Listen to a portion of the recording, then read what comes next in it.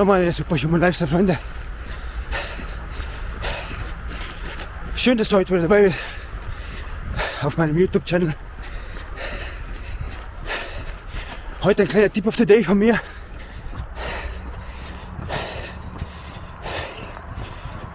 Macht's nach dem Calisthenics Workout, nach dem Kraftausdauer Workout zu Hause oder im Freien. Mach's danach noch ein bisschen Cardio. Am geilsten ist es jetzt draußen in der frischen Natur, im Wald. Macht's Ausdauer.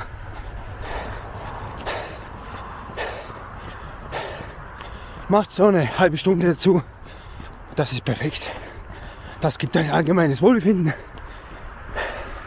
Ich nehme euch jetzt noch ein bisschen mit auf mein Training. Ich mache insgesamt 2 Kilometer. Circa eine halbe Stunde. Ganz gemütlich, chillig.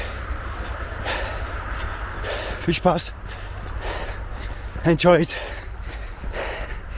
Und bis zum nächsten Mal.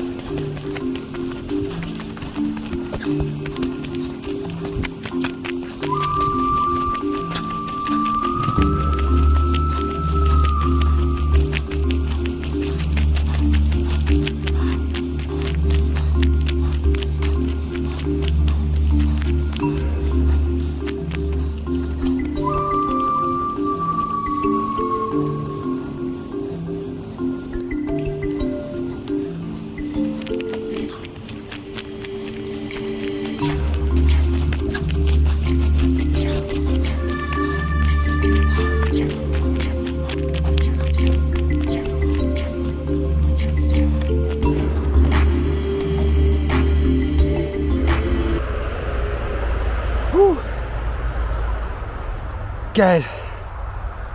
Ich hab's geschafft für heute.